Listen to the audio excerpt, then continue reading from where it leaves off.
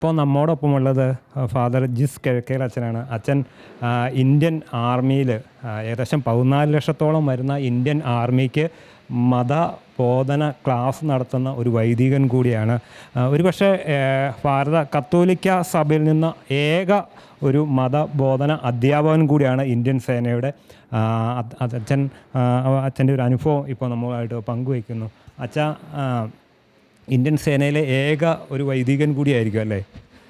അതെ, ഇന്ത്യൻ സേനയിൽ religious teachers എന്ന് പറഞ്ഞാൽ എല്ലാ മതത്തിൽ നിന്നുമുണ്ട്. നമ്മുടെ ക്രിസ്ത്യൻസ് ആണേലും പല വിഭാഗങ്ങളുണ്ട്. പക്ഷേ കത്തോലിക്കരായിട്ട് ഇപ്പോൾ ഞാൻ മാത്രമേ നിലവിലുള്ളൂ. അവർ പല യൂണിറ്റുകൾ, ഇപ്പം ക്രിസ്ത്യൻസ് കൂടുതലുള്ള യൂണിറ്റുകളാണ് നമ്മുടെ ക്രിസ്ത്യൻ റിലീജിയസ് ടീച്ചേഴ്സ് വർക്ക് ചെയ്യുക. അതുപോലെ ഹിന്ദുസിൻ്റെ ഉണ്ട്, അതുപോലെ മുസ്ലിംസിൻ്റെ ഉണ്ട്, സിഖിൻ്റെ ഉണ്ട്. ഓരോ മതത്തിൻ്റേതായ അവരുടെ സ്ട്രെങ്ത് അനുസരിച്ച്. നമുക്കറിയാം ക്രിസ്ത്യൻസ് പൊതുവേ ഇന്ത്യയിൽ കുറവാണ്, ആർമിയിൽ അതുപോലെ തന്നെ കുറവാണ്. ഇപ്പം ആസാം റെജിമെൻറ്റിലാണ് ഇപ്പോൾ ഞാൻ വർക്ക് ചെയ്യുന്നത്. അവിടെ അച്ഛന്മാരുടെ പോസ്റ്റിംഗ് ഉണ്ട്. പക്ഷേ അച്ഛനായിട്ട് ഞാനുള്ളൂ. ബാക്കി റിലീജിയസ് പാസ്റ്റേഴ്സ്, അതുപോലെ മറ്റ് ഡിനോമിനേഷനുള്ള ക്രിസ്ത്യൻ ടീച്ചേഴ്സ് അങ്ങനെയുള്ളവരാണ് വർക്ക് ചെയ്യുക. കത്തോലിക്ക സഭയിൽ നിന്നുള്ള ഏക വൈദികനാണ് അദ്ദേഹം. എൻ്റെ അറിവിൽ ഞാൻ മാത്രമേ ഉള്ളൂ, വേറെ ആരെയും ഇതുവരെ കണ്ടിട്ടില്ല. അച്ഛൻ്റെ ഒരു ചുമതല അല്ലെങ്കിൽ ജോലി എന്ന് പറയുന്നത് എന്താണ്? നമ്മുടെ ഒരു ചുമതല എന്ന് പറഞ്ഞാൽ അവരുടെ റിലീജിയസ് ആഘോഷങ്ങളുണ്ടല്ലോ, അത് സംഘടിപ്പിക്കുക. പ്രത്യേകിച്ച് ക്രിസ്മസ്, ഈസ്റ്റർ, അതുപോലെ നമ്മുടെ ഹോളി വീക്ക് പ്രോഗ്രാമുകൾ. പിന്നെ സൺഡേസിലാണ് അവരുടെ മെയിൻ പ്രോഗ്രാമുകളുള്ളത്. അപ്പോൾ അവരുടെ പ്രയേഴ്സ് നടത്തുക. അപ്പോൾ ഒരു പല ഡിനോമിനേഷൻസ് ഉള്ളതുകൊണ്ട് നമ്മൾ ഒരു ലിറ്റർജി ഓഫ് വേർഡ്, ഒരു എന്താ പറയുന്നത്, ഒരു വചന ശുശ്രൂഷ പോലെ നടത്തും. അതുപോലെ കത്തോലിക്കാരായിട്ടുള്ള ആളുകൾ കുർബാനയ്ക്ക് വേണ്ടി വരുന്നുണ്ട്. ഇപ്പോൾ ഞാൻ ആയിരിക്കുന്ന ഗ്രൂപ്പിൽ മലയാളീസ് ഉണ്ട്. പഴയ തൊട്ടടുത്തുള്ള ഗ്രൂപ്പിൽ നിന്നും തൊട്ടടുത്തുള്ള യൂണിറ്റിൽ നിന്നൊക്കെ വരുന്നുണ്ട്. അവർക്ക് വേണ്ടി നമ്മൾ മലയാളത്തിലും കുർബാന ചെയ്യുന്നുണ്ട്. ഇത്രയും കാര്യങ്ങളാണ് ചെയ്യുക. അച്ഛൻ്റെ ഇപ്പോൾ ഒരു ഡെസിഗ്നേഷൻ എന്താണ്? അപ്പോൾ ഈ മിലിറ്ററിയിൽ ഇപ്പോൾ നിലവിൽ വൈദികൻ എന്നതിനപ്പുറം ആർമിയിൽ ജൂനിയർ കമ്മീഷൻഡ് ഓഫീസർ എന്ന് പറയുന്ന ഒരു റാങ്കാണ്. റിലീജിയസ് ടീച്ചർ എന്ന് പറയുന്ന ജോലി ചെയ്യുന്ന ജൂനിയർ കമ്മീഷൻ JCO എന്ന് പറയുന്ന റാങ്കിലാണ് ഞാൻ ജോലി ചെയ്യുന്നത്. ഇവർക്ക് അതിനുള്ള സമയമൊക്കെ കിട്ടുമോ ഇത്തരത്തിലുള്ള ക്ലാസ്സുകളിലൊക്കെ പങ്കെടുക്കാൻ? ക്ലാസ്സുകൾ എന്ന് പറഞ്ഞാൽ നമ്മൾ ഇവരുടെ കമ്പനികളിലേക്ക് പോകും. ഇവർ താമസിക്കുന്ന ഓരോ കമ്പനികളിൽ അല്ലെങ്കിൽ ഷെൽട്ടറുകളാണ്. അപ്പോൾ നമ്മൾ അവരുടെ ഒരു ടൈം ഇൻ്റർവൽസ് അനുസരിച്ച് ചിലപ്പം വീക്കിലി അല്ലെങ്കിൽ മന്ത്ലി ഒക്കെ നമ്മൾ പോയി വിസിറ്റ് ചെയ്യും. ഇല്ലെങ്കിൽ ഇവരുടെ പ്രോബ്ലംസ് ഉള്ളവരെ നമ്മുടെ അടുത്തേക്ക് പറഞ്ഞു വിടും. ഇല്ലെങ്കിൽ എന്തെങ്കിലും പ്രശ്നം ഉണ്ടായി കഴിയുമ്പം നമ്മൾ പോയി കണ്ടെത്തി അവരെ കണ്ട് സംസാരിക്കും. ഗ്രൂപ്പായിട്ടും ഇൻഡിവിജ്വലായിട്ടും ഇൻ്റർവ്യൂസും കൗൺസിലിങ്ങൊക്കെ നടത്തും. അതാണ് നമ്മുടെ ഒരു ജോലി. ഇവർ പലപ്പോഴും വീട്ടിൽ നിന്നൊക്കെ അകന്ന് താമസിക്കുന്നു. അതോടൊപ്പം തന്നെ ഇപ്പോൾ സിന്ദൂറൊക്കെ നടന്നു. അപ്പോൾ സ്വാഭാവികമായിട്ട് ഇവർ വലിയ മാനസിക പിരിമുറുക്കമുള്ളവരാണ്. അപ്പോൾ അവർ ഇതിനോട് എങ്ങനെയാണ് ഉൾക്കൊള്ളുന്നത്? അവർക്കറിയാം അവർ വാറിന് പോകേണ്ടവരാണെന്ന് അറിയാം. പക്ഷേ ഈ ചില ഫാമിലീസിൽ പ്രോബ്ലംസ് ഉള്ളവരുണ്ടാവും. പ്രത്യേകിച്ച് അവരുടെ പേരൻസിൻ്റെ അസുഖങ്ങൾ, അതുപോലെ വൈഫിൻ്റെ ഡെലിവറി, അതുപോലെ അവർക്ക് പേഴ്സണലായിട്ടുള്ള സിക്നസ്, പിന്നെ ഫാമിലി എമർജൻസി കേസുകളൊക്കെ ഉണ്ടാവുമല്ലോ. അപ്പം പെട്ടെന്നുള്ള റീകോൾ വരും. അവർക്ക് ലീവൊക്കെ നമ്മളൊരു വർഷം മുമ്പ് പ്ലാൻ ചെയ്തതായിരിക്കും. എല്ലാവരുടെയും ക്രമം അനുസരിച്ചായിരിക്കും. അപ്പം പെട്ടെന്ന് ഇങ്ങനെ ഒരു ഇൻസിഡൻറ്റ് വരുമ്പോഴത്തേക്ക് അവരുടെ ലീവിനെ ബാധിക്കും. ഇപ്പം ഫാമിലിയിൽ പ്രോബ്ലംസ് ഉണ്ടാവും, പ്രോഗ്രാംസ് ഉണ്ടാവും, അതിനെല്ലാം ബാധിക്കും.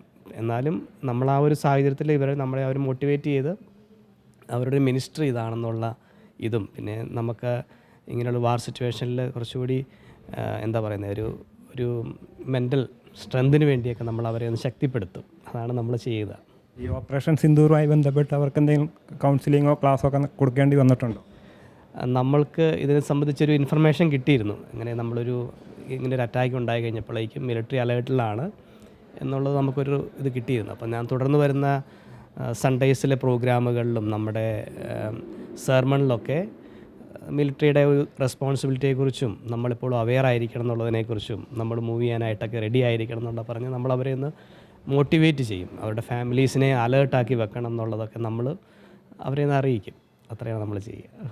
ഇവർ ഈ സഭയോടൊക്കെ സ്നേഹമോ അല്ലെങ്കിൽ ക്രൈസ്തവ വിശ്വാസങ്ങളോടൊക്കെ വലിയ താല്പര്യമുണ്ടോ? എങ്ങനെയാണ് ഈ മിലിറ്ററിയിലൊക്കെ ചേർന്ന് കഴിഞ്ഞാൽ? അവർ സാധാരണ എൻ്റെ കൂടെ വർക്ക് ചെയ്യുന്നവർ കൂടുതൽ നോർത്ത് ഈസ്റ്റ് ബാക്ക്ഗ്രൗണ്ടിൽ നിന്നുള്ളവരാണ്. അവരെല്ലാം ഒരു ക്രിസ്ത്യൻ ബെൽറ്റാണ്. അവർ കുറച്ചുകൂടി ഫെയ്ത്ത്ഫുള്ളാണ്. ഇപ്പം നമ്മളൊരു അച്ഛനൊരു കാര്യം പറഞ്ഞു കഴിഞ്ഞാൽ അവർ അനുസരിക്കും. അവർക്ക് ആർമി വന്നതിൻ്റെ ശേഷം വീട്ടിൽ നിന്ന് കിട്ടിയ ഒരു വലിയൊരു ഫോർമേഷനുണ്ട് അവർക്ക്, ഒരു നല്ല ശതമാനം. പിന്നെ നമുക്കറിയാം ഈ റീസെൻ്റ് ചേഞ്ചസൊക്കെ ഉണ്ട്, അത് തീർച്ചയായിട്ടും അനുഭവപ്പെടും. വിശ്വാസത്തിൻ്റെ കാര്യത്തിലും മോറാലിറ്റിയുടെ കാര്യത്തിലൊക്കെ ഉണ്ട്. എന്നാലും അവർ ഒരു നല്ലൊരു പരിധി വരെ നമ്മളോട് ഒബീഡിയൻ്റ് ആണ്, അനുസരിക്കാനായിട്ട് താല്പര്യമുള്ളവരാണ്. പൊതുവെ എങ്ങനെയാണ് അവർ രാജ്യസ്നേഹത്തിൽ ക്രൈസ്തവർ രാജ്യസ്നേഹ കാര്യങ്ങളിലൊക്കെ മറ്റുള്ളവരെക്കാളൊക്കെ മുന്നിലാണോ എങ്ങനെ? തീർച്ചയായിട്ടും ഉണ്ട്, രാജ്യസ്നേഹമൊക്കെ ഉണ്ട്. പിന്നെ നമുക്കറിയാം ഇതൊരു ജോലിയും കൂടിയാണ്, ഒരു വരുമാന മാർഗം കൂടിയാണ്, അതും ഒരു ഫോക്കസാണ്. എന്നാലും അവരുടെ ജോലി ഇതാണെന്നുള്ളത്, രാജ്യത്തിൻ്റെ സംരക്ഷണം എന്നുള്ളതിനെക്കുറിച്ച് അവർക്ക് കൃത്യമായിട്ടൊരു ബോധ്യമുണ്ട്.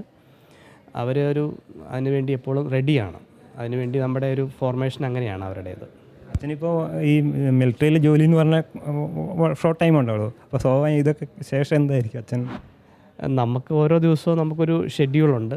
നമ്മൾ ഇവരുടെ എല്ലാ എക്സസൈസിനൊന്നും പോവില്ല. നമ്മൾ കൂടുതൽ സമയം നമ്മുടെ ഡെയിലി പ്രേയേഴ്സൊക്കെ നടത്തും. പിന്നെ നമ്മൾ റെഗുലർ ഇൻ്റർവെൽസിൽ ഡേ ടൈമിലും ഈവനിങ്സിലൊക്കെ ഇവരെ കണ്ടെത്താനും സംസാരിക്കാനും.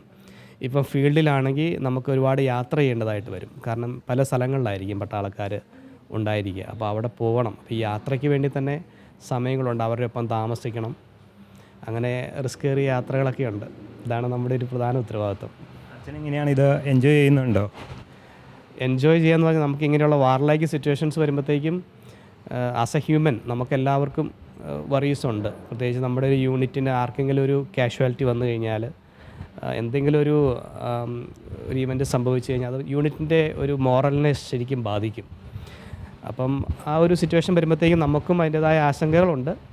അല്ലാത്ത രീതിയിൽ നോർമലായിട്ടെല്ലാം പോവുകയാണെങ്കിൽ ഓക്കെയാണ്. എന്നാലും നമ്മൾ തയ്യാറായിരിക്കുക എന്നുള്ളതാണ്. ഓപ്പറേഷൻ സിന്ധുവിൻ്റെ സമയത്ത് ടെൻഷൻ കൂടിയോ?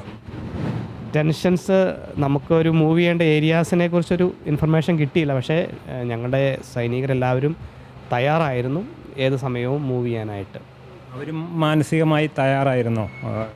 തീർച്ചയായിട്ടും ഒരു സൈനികൻ്റെ ഡ്യൂട്ടി അതാണല്ലോ, രാജ്യത്തെ സംരക്ഷിക്കുക എന്നുള്ളത്. അപ്പോൾ അവരതിനെക്കുറിച്ച് അവെയറാണ്. അപ്പോൾ അലേർട്ട് കൊടുത്തു കഴിഞ്ഞാൽ they will be prepared to move. അങ്ങനെയുള്ളൊരു സിറ്റുവേഷനിലാണ്. തീർച്ചയായിട്ടും വളരെയധികം സന്തോഷം. ഇന്ത്യൻ സേനയിലെ 14 ലക്ഷത്തോളം വരുന്ന ഇന്ത്യൻ സേനയിലെ ഏക കത്തോലിക്ക സഭ വിശ്വാസിയായ മത അധ്യാപകനാണ് നമ്മോടൊപ്പം ഉണ്ടായിരുന്നത്. തീർച്ചയായിട്ടും നമുക്കെല്ലാവർക്കും ഒരു അഭിമാനം കൂടിയാണ് വൈദികൻ. രാജ്യത്തിൻ്റെ സംരക്ഷകരായ സേനാംഗങ്ങൾക്ക് മാനസികവും ശാരീരികവുമായ പ്രചോദനവും ഊർജ്ജവും ഒക്കെ പകർന്നു നൽകുന്ന ഒരു വൈദികൻ കൂടിയാണ്. എല്ലാവിധ സല്യൂട്ടും നമുക്ക് നൽകാം.